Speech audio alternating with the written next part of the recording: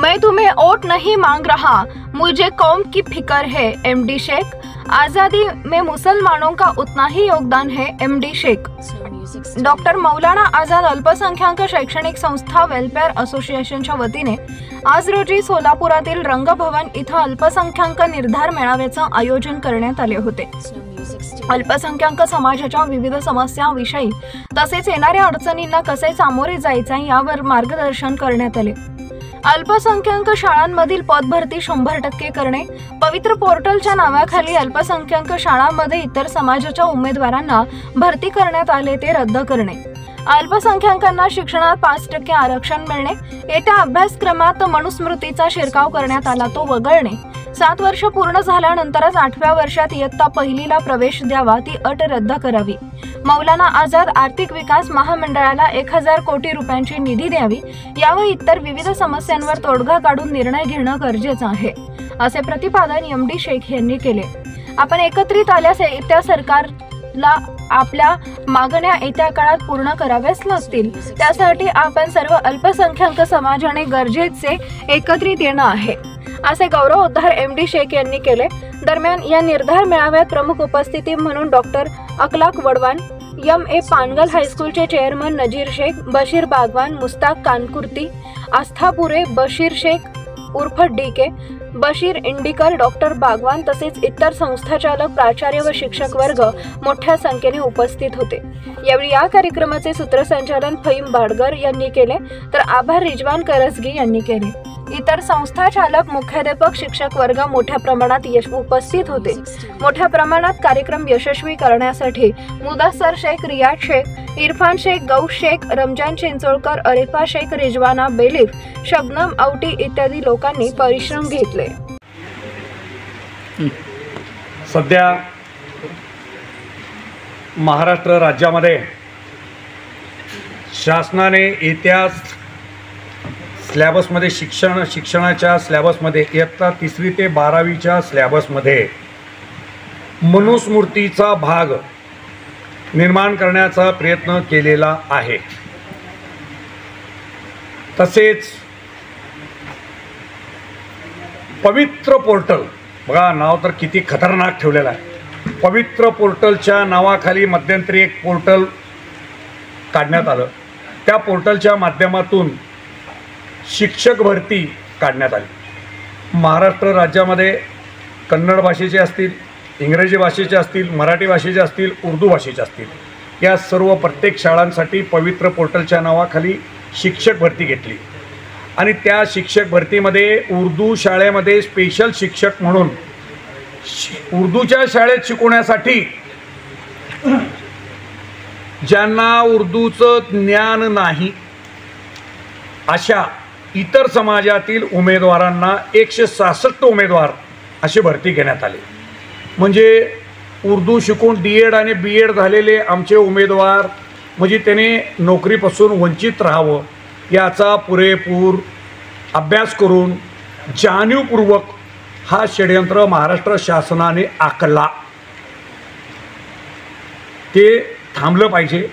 त्या 166 उमेदवारांना जे उर्दूसाठी घेतलेलं आहे त्यांना त्यांच्या इतर समाजाच्या शाळांमध्ये पाठवलं पाहिजे आणि जे मनुस्मृतीचा भाग त्यांनी आणलेला आहे, म्हणजे तुम्ही मुसलमानाला भागवत गीता वाचायला लावता, म्हणजे आमची जी संपूर्ण पिढी आहे ती काय भगवत गीता वाचणार आहे का?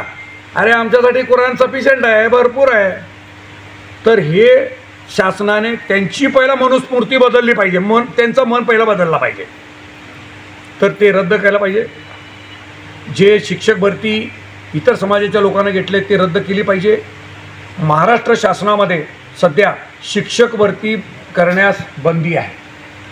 अरे तुम्ही मल्ल्यासारख्या त्या मोदीसारख्या लोकांना हजारो कोटी रुपये कर्ज देऊन त्यांना देशातनं पळवून जायला मुभा दिली, मात्र तुम्हाला शिक्षक भरती घेऊन जे शिक्षक आयुष्य घडवणार आहे अशा लोकांना भरती घेण्यासाठी तुमच्याकडं पैसा नाही म्हणून तुम्ही शिक्षक भरती बंद केली। तर माझं स्पष्ट म्हणणं आहे की 100% पदभरती अल्पसंख्याक शाळांना 100% पदभरतीची अनुमती तात्काळ शासनाने द्यावी। तसेच जे मुंबई उच्च न्यायालयाच्या औरंगाबाद खंडपीठाने सन 2016मध्ये एका जनहित याचिकेमध्ये अल्पसंख्याक शाळांना TET अनिवार्य नाही असं स्पष्ट म्हटलेलं आहे। त्या पद्धतीनं महाराष्ट्र शासनाने एक परिपत्रक काढून म्हणजे GR काढून ज्यांचं TET झालेलं नाही अशा DED आणि BED झालेल्या सर्व अल्पसंख्याकांच्या उमेदवारांना भरती करण्याची अनुमती दिली पाहिजे।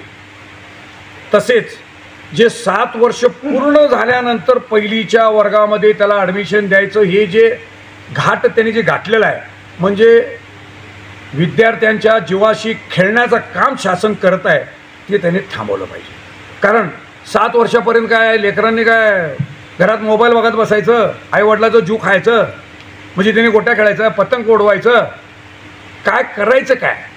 तर हे पूर्वी 5 वर्ष पूर्ण झाल्यानंतर पहिलीला ॲडमिशन दिलं जात होतं, त्यानंतर 6 वर्ष पूर्ण झाल्यानंतर दिलं जात होतं। ठीक आहे, सध्या जे 6 वर्ष पूर्ण झाल्यानंतर पहिलीच्या विद्यार्थ्यांना प्रवेश द्यायचं जे शासनाने धोरण आखलेलं आहे ते ठीक आहे, ते सुद्धा तुम्ही केलं आहे म्हणून आम्ही ठीक आहे म्हणतो। जे नव्या कायद्याप्रमाणे तुम्ही 7 वर्ष पूर्ण होण्याची जी अट घालताय ती अट आम्हाला मान्य नाही। महाराष्ट्र राज्यातील संपूर्ण अल्पसंख्याक समाज त्यासाठी या शासनाच्या विरुद्ध निषेध नोंदवत आहे। म्हणूनच कालच्या लोकसभा निवडणुकीमध्ये मुस्लिमांनी थोडीशी आपली शक्ती दाखवण्याचा प्रयत्न केलेला आहे। शक्ती दाखवली नाही, फक्त प्रयत्न केलेला आहे। तर हे मनुस्मृती रद्द करा, 7 वर्षाची अट रद्द करा, 100% शिक्षक भरती करण्याची अनुमती द्या आणि जे औरंगाबाद खंडपीठाने जे म्हणलेलं आहे TET अनिवार्य नाही त्याचं GR शासनाने काढा आणि 5% शिक्षणामध्ये अल्पसंख्याकांना आरक्षण द्या। येत्या 27 तारखेपासून महाराष्ट्र राज्यामध्ये विधानसभा आणि विधान परिषदेचं अधिवेशन सुरू होतोय।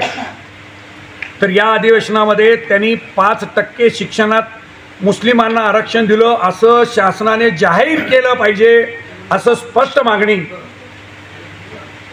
डॉक्टर मौलाना आझाद अल्पसंख्याक शैक्षणिक संस्था वेलफेअर असोसिएशनच्या वतीने आज झालेल्या एक दिवसीय कार्यक्रमामध्ये रंगभवन सोलापूर येथे झालेल्या कार्यक्रमामध्ये निर्धार मेळाव्यामध्ये आम्ही स्पष्ट केलेलं आहे आणि सर्व शिक्षकांच्या संमती घेऊन ठराव मंजूर केलेला आहे। त्याच पद्धतीनं इतर समाजाच्या लोकाला तुम्ही अण्णाभाऊ साठे असू दे, आप्पासाहेब पाटील महामंडळ असू दे करा आणि मौलाना आझाद महामंडळाला 1000 कोटी रुपयाची तरतूद तुम्ही तात्काळ करा। नुसतं हमी घेऊ नका, अनुदान त्या महामंडळाला द्या अशी आमची स्पष्ट मागणी आहे। त्यासाठी आज अनेक शैक्षणिक संस्था चालक या ठिकाणी आहेत। आमचे डॉक्टर अखलाक वडवान साहेब आहेत, आमचे पानगल हायस्कूलचे नजीरभाई शेख साहेब इथं आहेत, आमचे बागवान सर आहेत, आमचे कानकुर्ती सर आहेत, आत्ताच आमचे आशफाक सर आहेत, आस्तापुरे सर आहेत, असे सगळ्यांची मागणी आमचे बशीरभाई आहेत। तर अनेक शिक्षण संस्था चालक आहेत। यानंतर फार लवकर शिक्षण संस्था चालकांची मीटिंग मी बोलवणार आहे। याच महिन्यामध्ये आमची सगळ्या शिक्षण संस्थांची मीटिंग ज्या वेळेला होईल इन्शाअल्लाह, त्यानंतर आत्ता वडवान साहेबांनी एक आश्वासन दिलं आहे आणि नजीरभाईंनी पण अगोदर आम्हाला 8 दिवस अगोदर काढा म्हणजे सर्क्युलर काढतो, म्हणजे आमच्या 2 शाळाचे म्हटलं तर 400 लोक येतात। तर इन्शाअल्लाह त्या पद्धतीनं आम्ही करण्याचा प्रयत्न करू। शैक्षणिक संस्था चालकांची मीटिंग आम्ही फार लवकर घेऊ आणि पुढच्या वेळेला जास्तीत जास्त लोक येतील आणि शासनाबरोबर आम्हाला संघर्ष करायचा नाही। म्हणजे मराठा महासंघाच्या वतीने जरांगे पाटील साहेब ज्या पद्धतीने आज आंदोलन करतायत, संपूर्ण सरकार हादरून गेलं। आता ओबीसीबद्दल ओबीसीचे लोक पुढे आले, धनगर समाजाचे लोक, लगेच त्यांना तुम्ही 50,000 रुपये ते हॉस्टेलमध्ये राहण्यासाठी जाहीर केलं। म्हणजे आम्ही सुद्धा संघर्ष करावा असं जर शासनाचं निश्चित मतच असेल तर 100% आम्ही सुद्धा रस्त्यावर येऊ आणि संघर्ष करू. संघर्ष न करण्यासारखे आमच्यात कुणीही लोक नाहीत. त्यामुळं सरकारने आमचं अंत पाहू नये. आता तुम्ही पाहिलेलं आहे, शासनकर्त्यांनी पाहिलेलं आहे, मुस्लिम समाज 50% नाही 25% जागा झाला तर त्यांना सत्तेपासून वंचित राहावं लागलं. ते पाहिलेलं आहे. तर मुस्लिम समाजाला संपूर्ण एकत्रित येईल अशा पद्धतीची वाट न बघता आत्ता जे मी मागण्या सांगून दाखवलेले आहेत सगळ्या मागण्या मान्य शासनाने करावं असं मी सर्वांच्या वतीने जाहीर करतो, आवाहन करतो शासनाला. जय हिंद, जय महाराष्ट्र.